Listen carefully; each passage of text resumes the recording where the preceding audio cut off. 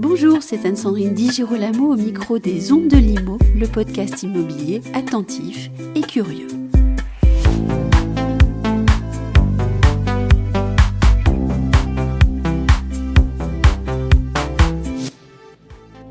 Nous avions rencontré il y a quelque temps Xavier Aucoin, venu évoquer ses suites urbaines et sa toute nouvelle rénovation au 25 rue du Jour à Paris. Le voici de nouveau invité des Ondes de Limo pour évoquer cette fois à notre micro le sujet ô combien important de la satisfaction client. Bonjour Xavier Aucoin. Bonjour Anne-Sandrine. J'aimerais que nous évoquions aujourd'hui ensemble l'expérience client chez Edgar Suite. Tout d'abord, à quel type de clientèle vous adressez-vous ? Edgar Suite est un exploitant de résidence hôtelière. Nous louons des appartements en courte durée. Et donc, nous avons des voyageurs qui sont attirés par une expérience locale. À la fois une clientèle professionnelle qui, notamment pour des séjours de moyenne durée, on a un séjour moyen de 5 jours chez nous, va apprécier d'avoir la capacité de faire la cuisine, la capacité d'avoir aussi plus d'espace que dans une chambre d'hôtel. Et puis une clientèle familiale qui vient en complément et qui, elle, apprécie de pouvoir vivre un moment avec plusieurs chambres au même endroit et avec un endroit partagé pour pouvoir prendre des repas, pour pouvoir échanger dans une zone qui est quand même privative. Vous parlez de durée du séjour, courte durée, c'est 4-5 jours, c'est ça ? Alors, la durée, évidemment, est un gros sujet dans notre métier. Pour vous donner des points de repère, un séjour hôtelier moyen à Paris est de 1,2 jours. Oui, c'est pour ça que j'étais étonnée sur le courte durée. C'est que ça vous semblait relativement long pour jours, la courte durée. Oui, c'est ça. 5 jours me paraissait être Exactement. très long. Donc les résidences hôtelières, de toute façon, que ce soit sur des vieux formats historiques ou sur le nôtre, ont toujours des durées beaucoup plus longues. Parce qu'évidemment, plus vous passez longtemps à un endroit, plus vous allez valoriser d'avoir de l'espace, d'avoir la capacité à y faire des repas. Et où nous, on a volontairement aussi choisi d'avoir des appartements de 2, 3, 4 pièces et assez peu de studios avec des kitchenettes.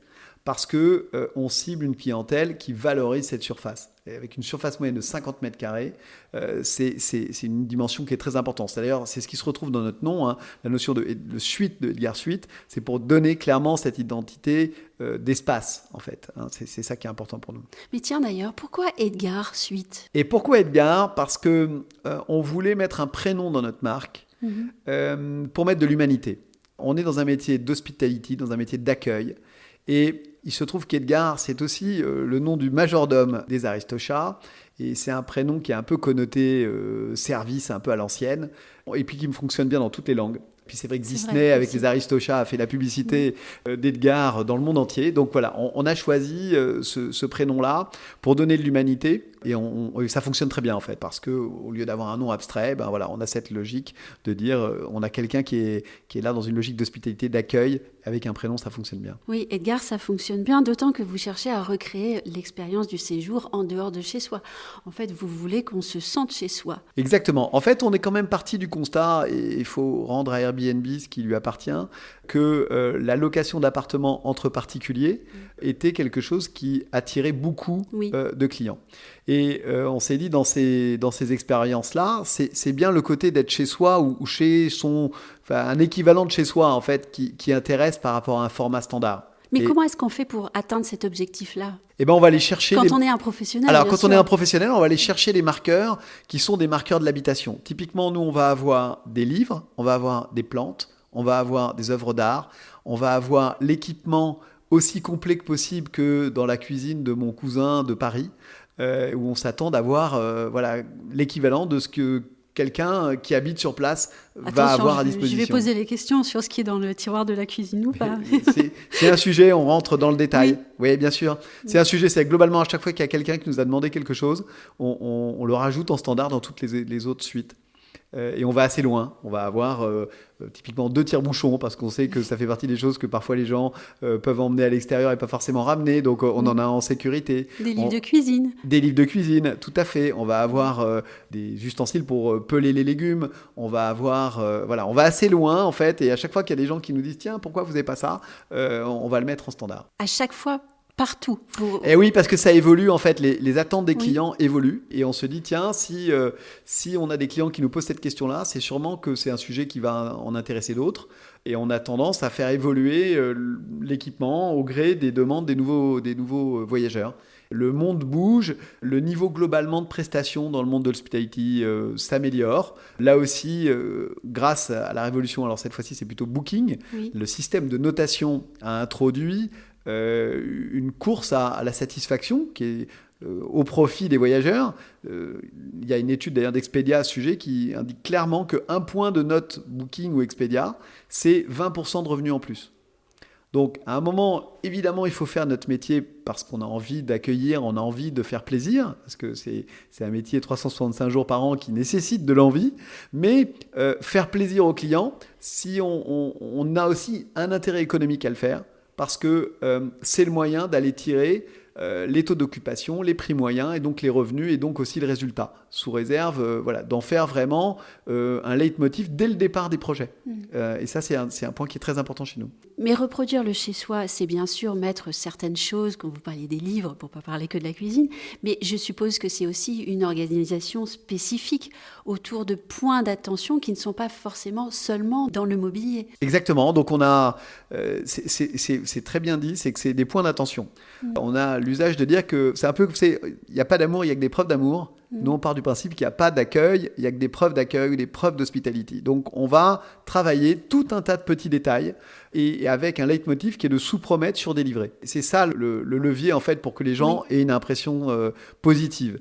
Donc, on va faire attention à, par exemple, ne pas utiliser des photos qui seraient trop valorisantes pour que quand le client arrive, il dise « Ah oui, tiens, c'est plutôt mieux que sur ce que j'avais vu en ligne. » Et ça, voilà, le premier contact, on va commencer par un effet waouh en se disant « Ah ouais, c'est mieux que ce que je pensais, c'est pas mal. » Et ainsi de suite. On va par exemple donner des capsules de café, alors qu'on n'en avait pas parlé, qui sont d'une espresso originale. On va travailler l'amenities, on va travailler ce qu'on appelle le welcome pack, c'est-à-dire l'ensemble des petits cadeaux qu'on fait quand les gens arrivent. On va travailler le transfert tas de aussi, petits peut-être. Exactement, on va travailler le transfert, on va offrir des transferts en VTC à partir d'un certain montant d'achat. Mais chez nous, ça va assez vite parce que sur des séjours de 5 nuits, on est vite à des tickets de 1500, 2000, 3000 euros. Donc offrir un transfert en van pour une famille qui arrive des États-Unis, c'est à la fois pas très coûteux pour nous et ça a une grosse valeur pour nos contreparties. Donc voilà, on a cette logique de travailler des tas de petits détails parce que tout le monde n'est pas sensible aux mêmes détails. Celui qui n'aime pas le thé, globalement, il ne valorisera pas qu'on utilise le palais des thés. Mais à l'inverse, les gens qui aiment le thé voient tout de suite la différence entre un thé de base et un thé. C'est une attention. On ne donnera pas la marque, la deuxième marque. Non, mais c'est vrai qu'ils ne sont pas très bons. Oui, effectivement, parce qu'entre le moment de la réservation sur le net et l'arrivée sur place, et même le séjour, on ne voit pas de personnel hôtelier dans les suites urbaines. Et pour autant, vous n'avez pas encore donné vos notes Booking, mais vous allez les donner. Elles sont brillantes, vos notes. C'est un peu l'idée, c'est qu'en fait, on peut décorréler l'accueil et la présence physique. Oui. Et ça, je prends toujours un exemple, c'est que quand vous allez au restaurant, vous n'avez pas vu le chef, vous n'avez pas vu le commis, vous n'avez pas vu le chef de partie, mais si ce qui est dans l'assiette est excellent, vous allez avoir une très très bonne idée des gens qui sont en cuisine. Et bien, nous, c'est un peu la même idée, c'est-à-dire qu'on ne voit pas forcément de personnel sur place, on en voit peu, peut-être par rapport à un hôtel classique, mais en revanche, on va avoir des attentions en amont, et puis on va avoir un service très réactif, parce que même si on est à distance à travers des moyens de communication digitaux, asynchrones, WhatsApp, mail, SMS, etc., on va avoir des réponses profondes, détaillées, qui vont montrer au client qu'on a écouté sa question et qu'on lui a donné une réponse qui n'est valable que pour lui. Donc c'est une vraie réponse personnalisée, individualisée, et c'est ça que les clients apprécient. On a 9,2 sur 10 de notes de staff. Et parfois, quand on en discute avec des hôteliers classiques traditionnels, ils disent « Ah oui, mais vous, c'est facile, parce que vous n'avez pas grand monde sur place. » Alors que nous, on a du mal à trouver des opérateurs qui soient toujours souriants, toujours de bonne humeur. Voilà. Alors que nous, on les mutualise. Et du coup, on arrive à avoir des gens peut-être qu'on paye un peu plus cher, qui donnent un vrai service aux voyageurs. Ceci dit, puisque je vous ai écouté, vous m'avez parlé des photos sur les sites hôteliers qui sont finalement assez décalées par rapport à la réalité. On voit des fleurs magnifiques, des petits déjeuners qui ne correspondent pas, etc. Ça n'a rien à voir avec le personnel sur place et le sourire ou pas le sourire. Ça, ils peuvent le changer tout de suite et ils ne le font pas. Comme quoi, c'est un état d'esprit aussi. Alors, il faut quand même être honnête, Certains, les hôteliers sont en train d'évoluer parce que voilà, le monde bouge et que la note Booking que j'évoquais tout à l'heure, qui aujourd'hui est plus forte que la marque, plus forte que le classement hôtelier à toute France. C'est un véritable coup près aussi. Et c'est une note qui est basée sur les 12 derniers mois. Donc, si vous ne faites pas évoluer rapidement vos pratiques, globalement, votre note se dégrade et votre prix se dégrade, parce que je le disais tout à l'heure, un point de note booking, c'est 20% de revenus en plus, mais ça marche dans les deux sens, c'est-à-dire si vous ne vous maintenez pas au top, vos revenus baissent. Donc voilà, donc les hôteliers quand même évoluent, mais c'est une démarche et un état d'esprit que de se dire, on va essayer d'en donner plus aux clients. C'est une mobilisation de toutes les équipes à tous les moments et c'est aussi ça qui est important. Une dernière question sur le tourisme durable. Cette notion-là de tourisme durable, est-ce qu'elle intègre celle de la satisfaction client ? Je ne sais pas si je suis claire. Mais oui, c'est important. C'est-à-dire que dans les démarches, notamment de Benefit Corporation, mais globalement RSE, l'idée c'est de satisfaire ses contreparties. Et les clients, évidemment, sont les contreparties majeures. Donc, on travaille cette dimension-là. Alors, on le faisait déjà avant, mais encore plus aujourd'hui pour se mettre en phase avec cette certification. Et donc, ça passe.